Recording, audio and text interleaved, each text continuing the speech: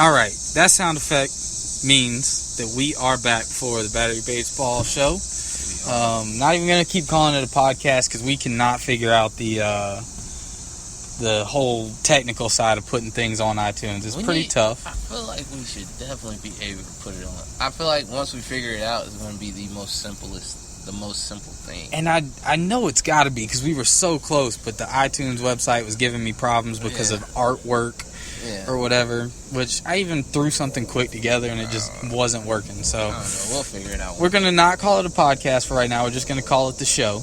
And seeing as how we talk about baseball most of the time, that's fitting. It will stay the Battery. Yeah, we'll keep that. Because we're a baseball show before anything else. Mm-hmm. And, but we are excited. Some bigger things are in the works outside of the Battery. So definitely to our loyal listeners out there, we appreciate you and keep your eyes and ears open for what's to come. We want to do a little bit broader of a show today. Yeah, we want to see how that works out. Yeah, we're going to test the waters in that. We're going to touch on the NFL since that's getting kicked off tonight. I know a lot of people are excited about that. Some people enjoy football and probably wish they had a smaller show that kind of gave their opinions on things to listen to. So we'll be giving that to you. Definitely want to touch on a lot more than just football. We will still talk about some baseball things. Right. But for the most part, tonight's going to be... For the most part, tonight's going to be broad. Everything else. We're going to talk about football. We're going to talk about the Olympics. Mm-hmm. We're just really going to try to spread it out today. Very exciting. It's new waters for us. We like things other than baseball. Yeah. It's no problem. We're sports fans. No problem with talking about it. Yeah. So let's go ahead and get this one underway. Definitely want to start with the college football playoffs since that is right around the corner. Right. Hasn't officially kicked off, but it is drawing nearer and nearer. Right. Teams around the country are doing spring practices, summer practices. Camp started for them as well, with students being back in school, being able to officially do things without the NCAA breathing down people's backs. Right. We're going to do a preseason college football playoff prediction. We're going to start with you. I know you follow it a little bit closer than I do. Okay. So give me your 4 teams for the college football playoff this year. My 4. And I'll preference my 4 by saying this: Roll Tide. So there's one. Obviously. And they're my preseason pick to win it all. I go into deeper content of why I think they'll win it all, but we'll save that for a different show. I also think Clemson will be back. They just look really good. Man. They didn't lose enough to not make it back there. Yeah, I mean, Shaq Lawson left this year. Mm-hmm. But I mean, they're just loaded. Their quarterback is amazing. I don't want to give it to him, but I'm glad to hear you say that, man. Deshaun Watson is otherworldly as far as college football talent goes. He's amazing. He's fun to watch. That offense is going to be really exciting. So give me your other 2. I'm stuck between Florida State because they look good. They've looked. How do I say this? They've looked like a contender, a playoff contender every year, and they've looked like that kind of team since Jameis was there. Yeah. But even when he wasn't there last year, they looked really good. Right? Yeah, I mean, for 3 or 4 years now, that's been a very solid college football team. Very solid team. But I'm scared to see how they look 2 years after Jameis. Mm-hmm. You know what I mean? But I still think they'll be pretty decent, and I'm going to just go ahead and put them in that spot. So that's 2 ACC teams. That's 2 ACC teams, yes. And even though one of those is going to have a loss. Yeah.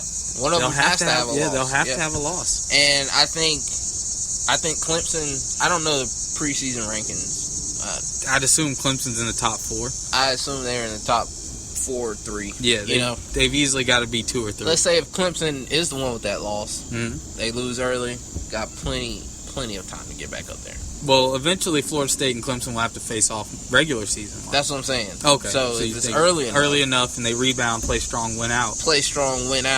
You can't keep certain teams out. That's why Bama made it to the national or SEC championship against Who was it they made two against that last year? Was it Auburn? No, because they can't play. They wouldn't have played in the SEC championship. That 9-6 game, 9-2-6 game, and then they met again. I think it was. Who was it, man? That's a good question. We'll not figure it out. It was a great game though. Yeah. But okay, LSU, and they met again in the national championship. Yeah. Remember that? Yep. You're right. But that was BCS style. It was BCS style, but I'm just saying that was late in the season. Bama loses that game. Mm-hmm. Bama still gets set up to go to the national championship. Mm-hmm. You know what I'm saying? Because it wasn't a bad game. It was a very good game. LSU was a top team. Bama was a top team. Played like a top team. That's the only thing with whoever loses that game. You have to play well in your loss. Mm-hmm. You can't just go out. And if you go out and get scrubbed 45-0, it's not going to be a good day. Your chances are really, really bleak. It's not going to be a good day for you. It's not good. So give me that fourth team, bud. Fourth team, either Ohio State or not Clemson, Oklahoma. Okay. Yeah. I like all four of those picks. Yeah. I don't see a second ACC team getting in. Now, one thing I will say, I do see a second SEC team getting in. But who? LSU. I was thinking. I think I don't know. Again, same thing plays out. They lose to Bama early on, but look good in a loss to Alabama. Yeah. Leonard Fournette stays healthy. They continue to dominate teams. Maybe he's not cracked up to be, or maybe he's not going to be what he's cracked up to be. Just personally, I think the novelty on him is worn off. I think so too. But he's still a very good running back. Yeah. But like I said, if they look good in their loss to Bama early enough in the season and can play strong, of course they finished second in the SEC West. Right. Wouldn't get a shot through the SEC championship. But if they're 11-1, you put them in one of those with top a 4-point loss to Bama, I think they're worthy. Top 4 spots. And Oklahoma's going to be my other pick. Okay. I think Oklahoma, because Power 5 conferences are automatically getting more votes than they probably deserve. Yeah. So you're saying Bama? Well, you didn't say Bama. I'm guessing. Yeah, Bama's definitely in there. Bama, LSU, Oklahoma, and Clemson. Yeah. Okay. And I'd like to see a rematch of Bama and Clemson. That's a good one. In the final. Yeah. But yeah, I just think that the ACC, as good as it's looked with their top two teams the last few years, I just don't see a second one getting in right now. And I can respect that. I don't even know that Florida State will be as good in that second year after Jameis. Right. They've got quarterback trouble. And that's what I'm worried about. Yeah, Sean McGuire. I'm worried about is them he good 2 enough? years after Jameis. Yeah, and not necessarily the year after year after. Yeah, most of those players from Jameis are still there, minus Kelvin Benjamin. Exactly. Minus the ones that left when he did. Yeah, but you still got Dalvin Cook, the running back. Yep. He's good, but you can't hand the ball off 80 times a game.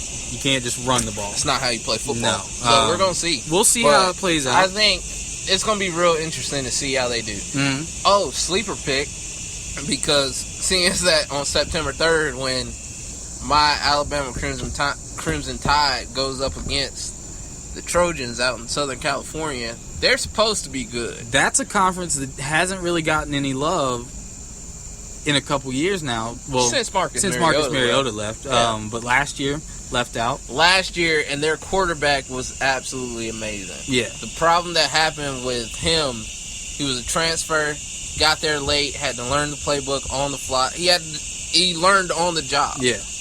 And I actually watched them in the bowl game, man, where I've heard a lot of people say that Washington could be a good team this year. Washington hasn't ever looked bad. No. Washington consistently over the last few years has been an 8, 9, 10 win team, so they might have a chance if the Pac-12 can kind of everybody under Washington and USC can eat away at themselves and make those teams look even better. Right. I think that the Pac-12 could get some love this year. I can see that. I would love for Oregon to be at the top again. Ohio State out? You did. Wow. Okay. But I can understand why. Think about it. Think about their they losses. were your bubble pick too. So they're losing Joey Bosa. Mm-hmm. They're losing all three of their quarterbacks. Yep. Well, one of them is a receiver. Yeah. Now, so I mean, but he was amazing at receiver yeah. too. They're losing Ezekiel Elliott. Mm-hmm. They're losing. That's it. That's all that I can think of. I'm sure they're losing more than that. But those pieces. Those are their their team. 5 playmakers that they're losing. And the only reason why I gave them that bubble spot is because I feel like Urban Meyer really knows what he's he's doing. And he is a fantastic recruiter. He's never stopped recruiting Southern Florida.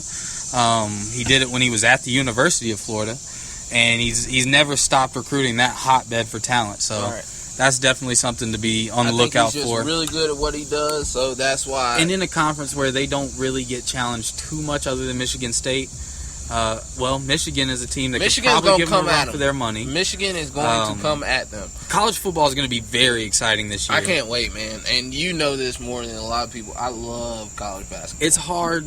I absolutely. It's hard not to, man. It's so much fun to watch on Saturdays. You see the school pride exhibited by fans and students. It's beautiful, man. Yeah, it's something completely different than NFL football. That's why I'm really excited that I went to a pretty good school in football, because it makes me.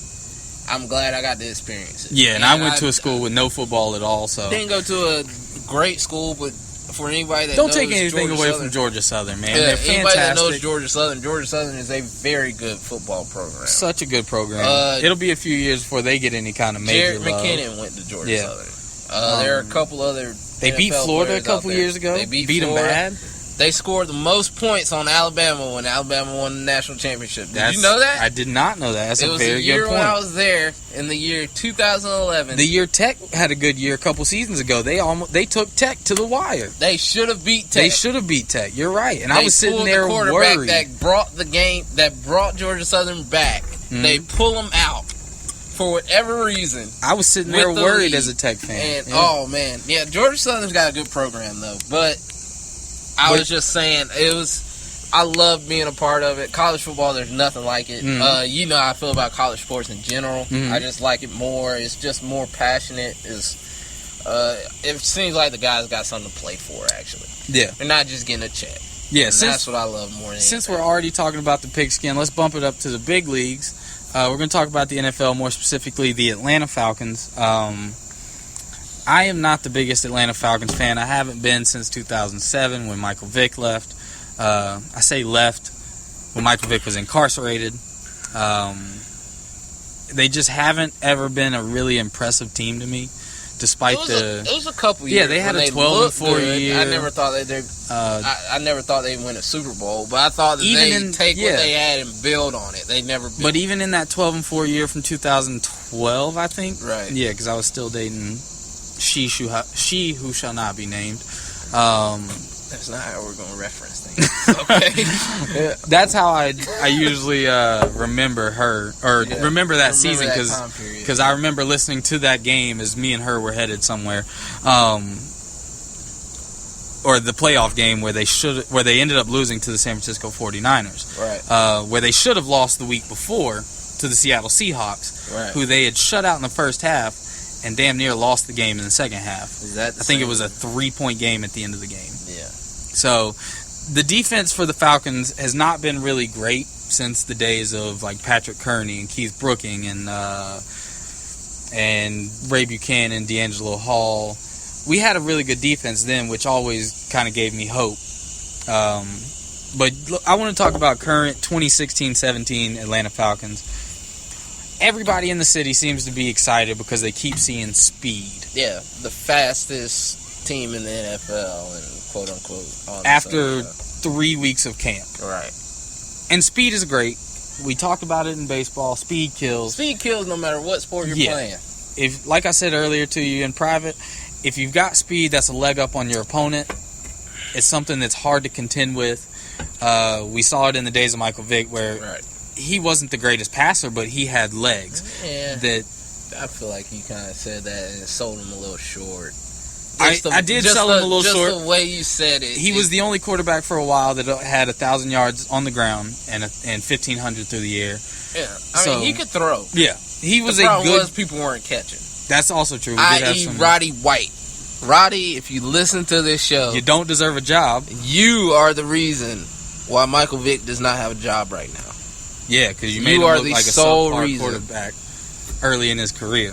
But yeah, speed has been something that's you always want that speed. Right. Dan Quinn is a good defensive-minded coach. Right. I think that is a benefit for the Falcons. But at the same time, do you have playmakers on defense that even though they may be fast, will they come up and lay the wood to someone? Will they? Oh no! Apparently they will, man. We listened to it on the way. Oh yeah, they gave up a 19-yard pass in tonight's game. But the commentator sounded like it was the best play they had ever seen. Just because he put a big hit on the receiver put after a big the hit fact. on the quarterback and the receiver. That's just not important enough. You got to have guys that can get to the ball before it gets to the receiver. You got to have guys off the edge that can get to the quarterback. Right. Pass rush is necessary. Right. You can kind of scramble together a run defense. But a pass defense is something you absolutely need, where the Falcons have been near the bottom of the league lately. You have to be able to get pressure on the quarterback, man. Make him uncomfortable. Get him off his spot. And I still don't think the Falcons have that. Yes, they just added Dwight Freeney, but Dwight Freeney is on the tail end of his career. If he wouldn't have signed this year... He's not even on the tail end. Dwight Freeney is at the end of his career. You're right. He might give you 1-2 seasons at the most. It's a 1-year deal. And don't expect him back in Atlanta next year. I honestly believe that if he wouldn't have signed with the Falcons this year, he would have went ahead and hung it up. He would have retired. Yeah, there's nothing more for him. Dwight Freeney is nothing like what he was even 5 years ago. Yeah, when he was in Indy. I mean... He was good last year in Arizona. We can't get excited for a subpar defensive end right now. Yeah, if this was Dwight Freeney the year after he won the Super Bowl... all excited for I'm as excited as can be, because you got an agile defensive end who can get to the quarterback with relative ease. To opposite, Vic Beasley, who's young.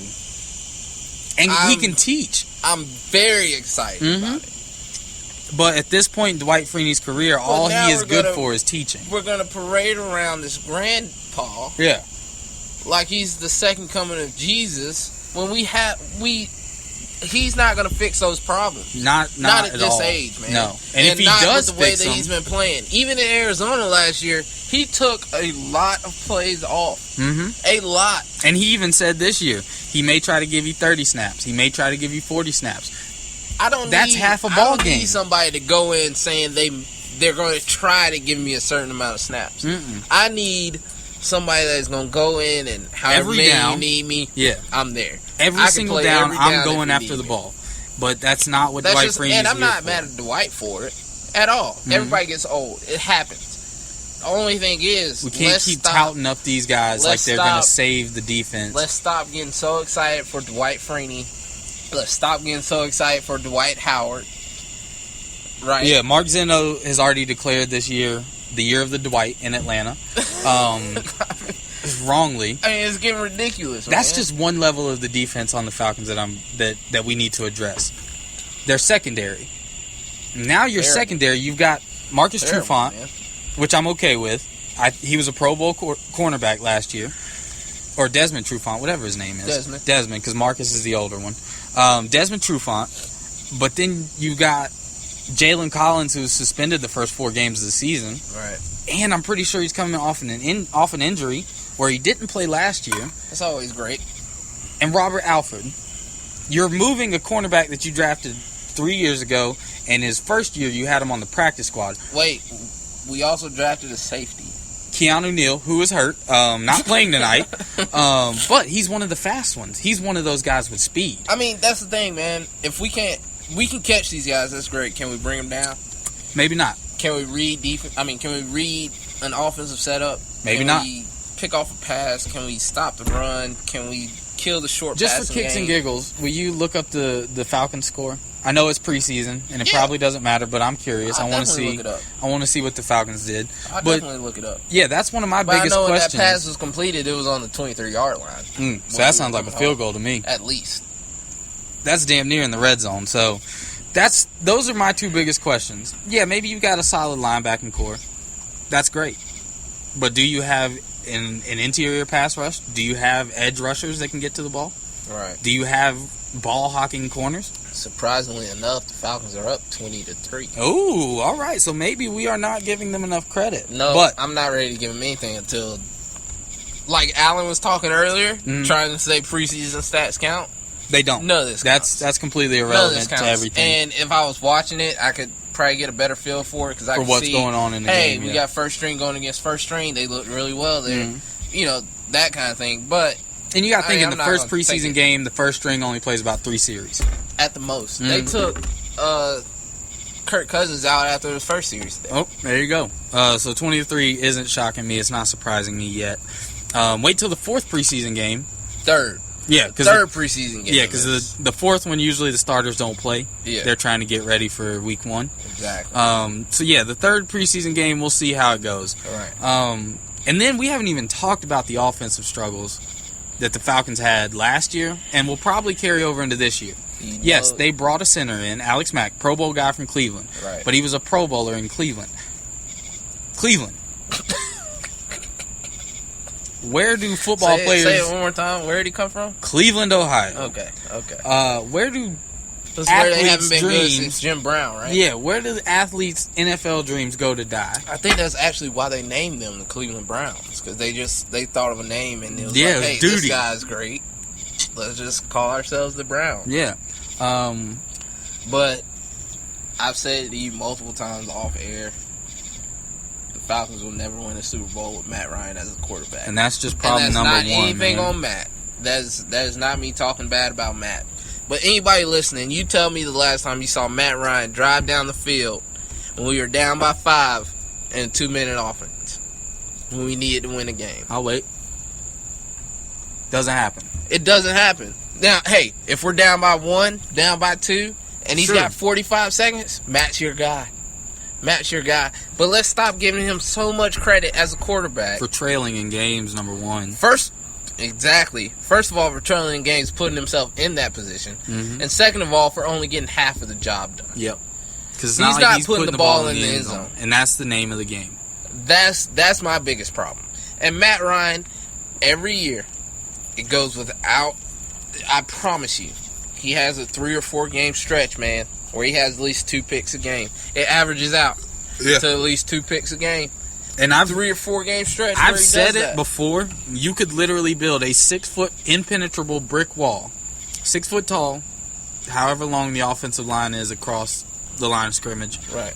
And Matt Ryan would still find a way to throw a pick 6 a game.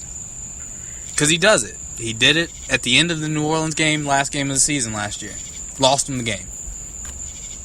I don't know how he does it. And That's it's not just, his fault. And again, that's just one of the problems. Matt Ryan has arguably the most talented receiver in the league. He has in my opinion, he has the best wide receiver. I still think Antonio Brown's right there with him. I think he's a close second. But after he's right there with him. After watching Julio Jones last year, it was amazing because Julio is great, and he's not your prototypical receiver. The game plan was obviously get the ball to Julio. Yeah. And he still had the season that he had last year. Yeah. Now, what the Falcons have to do, they have to be a little bit more dedicated to the run game. Mm-hmm. They have to stop just throwing the ball at Julio. Yeah, because they're going to double That's Julio. the reason them guys up in Detroit never did anything else. Mm-hmm. Granted, one of the best wide receivers to ever play the game. Both in college and in the NFL. College and the NFL. You're talking to... These are 2 Tech fans talking right now. Love Calvin Johnson with every fiber in my being. But you are not going to win anything. I was fine with it because it's Detroit. Mm-hmm. Let's get Calvin all the stats he can get. Let's let him get all the records he can get so he can just be written into those record books. Yep, just like Barry Sanders. You know? But we have to throw to some of these other targets. And one of the problems with these other targets is we don't have other we got one.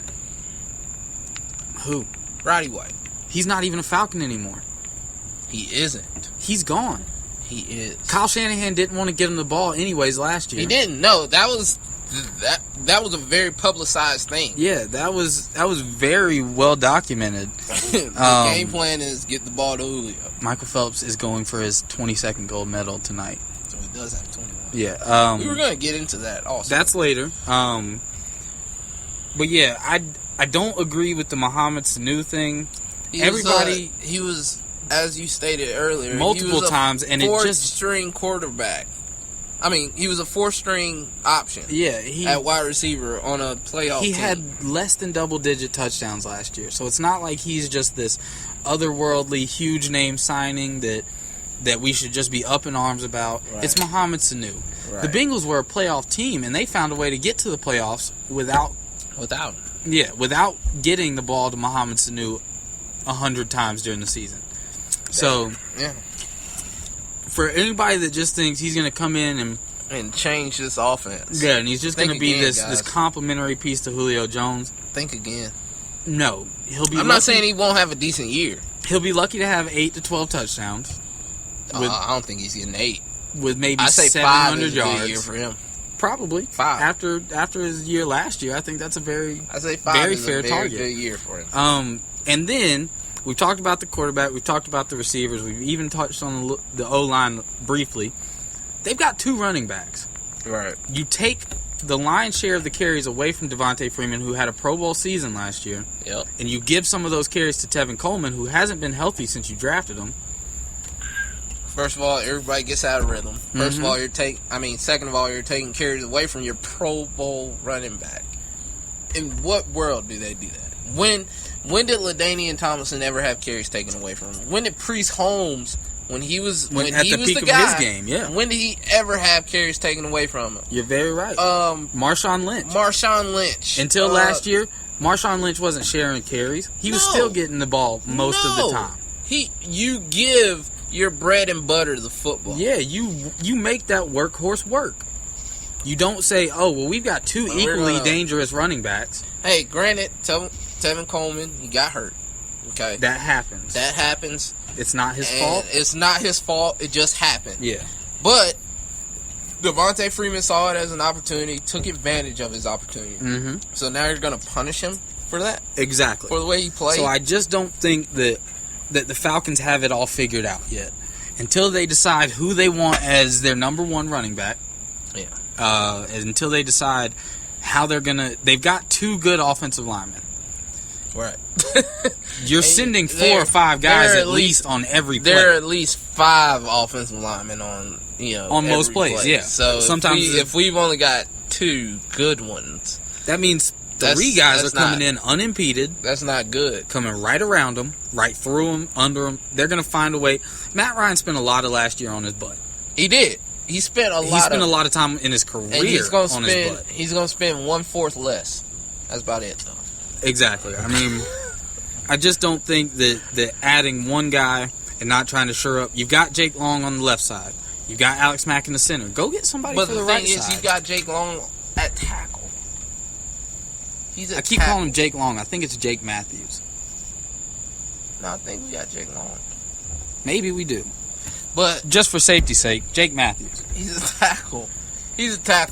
You're still leaving that gap at the guard spot open. I hate having that open. Your right side is completely weak. And that's just not good enough, man. If you want the Falcons started 5-0 last year. 5 wins, 0 losses, pushed it to 6-1, and then missed the playoffs.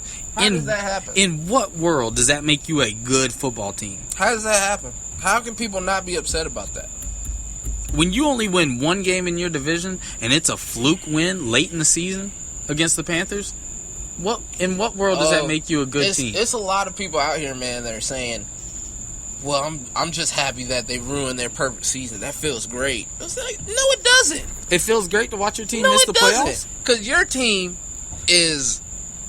They've won that game. Now they're packing their bags to go home. Meanwhile, Carolina didn't have a perfect season, but guess what they're doing? They're getting ready for the second round of the playoffs. Not the first round, because they've already played well enough to get a bye. Yep. Okay? So they're not stunting that game, man. Meanwhile, while you're sitting there resting on your laurels from beating them late in the season, they're still preparing for something even more important, the Super Bowl. While you get to watch it at home in January, like the rest of us did. Well, at least we're the only team that beat them, right? Nobody's gonna care. Nobody cares, man. Nobody cares at all. I mean, come on, man. In every sport, the only win that matters is the last game of the season. Nobody remembers you if you lose the last game of the season. Nobody. The last game of your season, nobody remembers you if you lose the last game of your season. No. And in football, there are 31 teams that lose. Well, no, because some of them win. Some of them don't even make the. Yeah, some of them don't make the playoffs. But the last game of the season overall, if you don't win it, nobody cares. If you don't win the last game of the season. Exactly. So I've gotten riled up enough about the Atlanta Falcons. So let's kind of cool it back down. Let's cool it down. Let's go to a fun topic. The Olympics, I know. Yeah, we've got to talk about USA basketball real quick. I know you've been watching it a little bit more closely than I have. If you don't know, they barely beat Australia. Right. A team with only 4 NBA players. Do they have 4? I thought they only had 3 active. Andrew Bogut, Matthew Dellavedova, Patty Mills. That might have been the 3. Yeah, I thought they only had 3. Well, with the USA basketball team and watching them, every game they had, with the exception of last night, blowouts. Mm-hmm. Not even close. 30, 40-point wins. 30, 40-point wins. They demolished China. Easily. For like 2 times in 2 weeks, too, because they beat them here in the U.S. before they went to Rio. California. Yeah. At Oracle, because it was Kevin Durant's Oracle debut. Game. Yeah, as a Warrior in Oracle. But I'm watching those games that they're blowing people out, and it looks like they're playing. It looks like China or whoever the opponent may be is playing an actual basketball game. It looks like the USA is just out at a pickup game. Yeah, out at a pickup game. Just fun. I'll tell you this though. Last night it was a basketball game. Yeah. And that's not what should be happening. That's with the caliber. What's scary. Yeah, with the caliber of talent we've got here in America, where it shouldn't even be close. Every single player on that team is some percent black. It's yeah. Not a single white person is playing basketball for this country. The only white people even associated with the team is the coaching staff. Are the coaching staff. Yep. So, and I mean, it was a basketball game last night, man. And the only way that I can be upset about it, I'm not even upset. I'm just kind of taken aback by it. There are 3. I'm not mad. I'm just disappointed. Right. Everybody's heard that line in your life. There are 3 most of the time when your parents are getting on to you. Yeah. But there are 3 NBA players, one of which, come on, man. Really? We going to count him? Which one? We're going to, Delly? Yeah, of course, Delly. Are we going to count Delly? Yeah, I'm going to count Delly. Delly got a ring. We can count. We can count Delly because he's getting a check. But a ring. That's about it. They sized him for his ring. Yeah, they give rings to the water boys. That's pretty much what Delly was. Hey, he got a ring, though. Anyway, the reason why I'm disappointed is that game still shouldn't have been close. Patty Mills, he's a great basketball player. He's not good enough to carry a team against the carry USA, his country to gold, which it seemed like he was doing last night. Andrew Bogut, a guy that was sparingly scoring with the Warriors. Mm-hmm. I saw he had 18 points one night. I don't know how many he had last night, but he was. If he has 18 during a regular season game with the Warriors, they've already put up 200 points. Yeah, that's what that tells me. He was scoring though. Yeah. Last night even. I mean, it's ridiculous, and I don't want to say it's ridiculous so much because I feel like that's disrespecting the Australia team. Mm-hmm. That's not what it is. But this game shouldn't have even been close. No. And the USA is full. That's all we have. Yeah, I mean, NBA basketball players. The tournament's not over, and I'm sure they'll get back to their blowing out ways. But with our last few minutes here, I want to talk about something a little bit more serious, and we are getting back to baseball with this topic. Shout out to Michael Phelps, too. Absolutely. Like I said, he's going for his 22nd gold medal in his Olympic career tonight, so that race is probably on as we speak. But I do want to touch on Alex Rodriguez and the fact that his career is over as of tomorrow night. Yep. And he won't be playing third tomorrow night. Wow. So he's DHing somewhere. Somewhere in the order. I'm guessing is he going to play? But he will not be playing third. So he'll get his last few bats. Watch this motherfucker go out and hit 4 home runs tonight. Tomorrow night. I want you to say what you've got to say first. Okay. And then I'm gonna try to make it brief. Take your time. I talked about it. Your father's talked about it. We don't feel like this is an Alex Rodriguez decision. Right. It's bittersweet to see him go. I'm kind of glad he's leaving, but at the same time, with him being so close to that historic mile mark, right, I really wanted him to get there. As much disdain and hatred as I've had for the things he's done to the New York Yankees as a franchise, right, and how detrimental he's been to that club, over the last few years. I really wanted him to get to that mark more for himself, but it's sad that we won't see him get there, barring a miracle tomorrow night. Right. If he becomes the 17th man to hit 4 home runs in a game, then he'll be there, and that's quite the way to go out. Be the 4th person to hit 700 home runs. So he'll kill 2 birds with 1 stone. It'll be great. But yeah, I'm gonna let you finish off the show tonight. Kind of wrap things up with your feelings towards Alex Rodriguez. So whenever you're ready, sir. All right. Alex Rodriguez. Okay. You've played terribly this year, right? I think he's hitting in the low 2s. It was like 217, I think. Yeah. It's not good. Might even be lower than 217. You're 4 home runs away from 700. And if you finish this season, you couldn't be any further from it. You're not going to get there. Regardless if you play this year or not. Okay?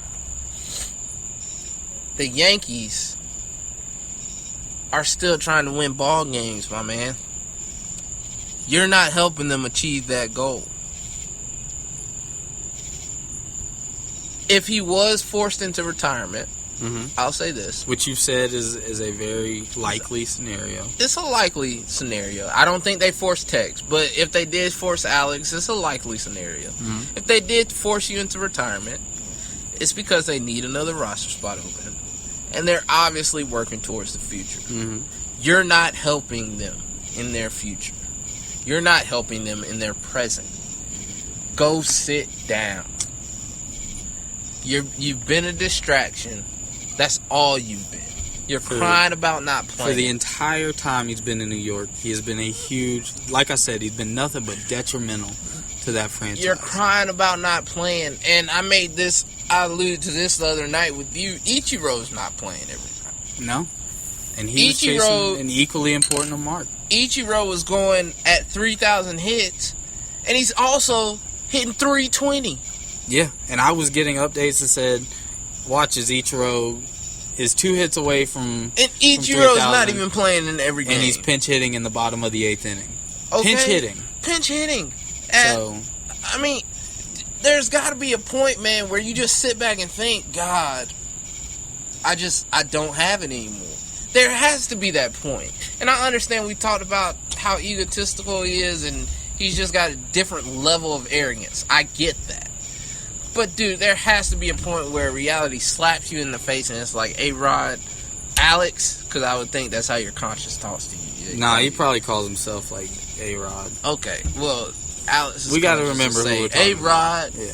You just ain't got it no more. I'm telling you, man, he thinks he's got another 5 years in the tank. Alex ain't got another 5 innings in the tank. He thinks he does. That's the problem. I know he doesn't. And that's the reason all this is happening, because he has an unrealistic view of things right now. And everybody else, including Joe Girardi, and it sucks because I read something earlier today that said Joe Girardi had to backtrack on the statements that he made when Alex initially said that he was going to retire, because he said that, of course, Alex is going to start in this series or, starting these games. And Joe came back on that Monday and he said, well, I kind of got caught up in the moment. We're still trying to win ball games. Yeah. If I can get them in, I'll get them in. But we're still trying to win ball games here. This isn't going to turn into a circus. And Alex Rodriguez has always been about being the center of attention. Center of attention. If all eyes aren't on me, then it's a when he signed in New York, we all knew that it was a perfect fit for him. Yeah, it was a perfect fit. From the paparazzi and the lights being on. Yeah, the amount of attention. But there were even problems when he signed with New York, because he knew that was Jeet's team. And he was trying to come in and be the center of attention. And take over. And that's not... Of course, him and Derek Jeter bonded and became friends and everything. They bonded from what we know. Yeah. I mean, But I'm not so sure that Derek Jeter is keeping in touch with him now. Yeah, we all know we don't know nothing about Derek Jeter. You don't know anything. We only know he got married because he let us know. Exactly. Like, if Derek Jeter lived the rest of his life, we probably won't hear anything from Derek Jeter for the rest of his life. Until the day he passes away, we won't hear anything else about Derek Jeter. And that's the way he's always lived his life. That's the way he is. Yeah, so... But A-Rod came into New York with that, it's me, it's me, it's me. And it's always been like that for him. And unfortunately, man, like I said, it's bittersweet, but I'm glad that this media circus surrounding Alex Rodriguez is over. It's finally over. And, dude, it sucks, man, because unlike Barry now, Alex has admitted to doing steroids. And he's also admitted to doing it while he was in Seattle, didn't he? And Texas. I mean, yeah, I'm just going back, though, because when we talk about Barry, we say when he was in Pittsburgh. Yeah, there was no way he was doing steroids. No way he was doing steroids. But Barry was a Hall of Famer before he even went to San Francisco. Mm-hmm. He's definitely on track. It wasn't like he was at like 2,000 hits or something. Yeah. He was on track. Yeah. He was playing the level of baseball that puts you on the fast track. I don't know, man. When we get done, I'm gonna look his stats up because I feel like they were pretty good for the.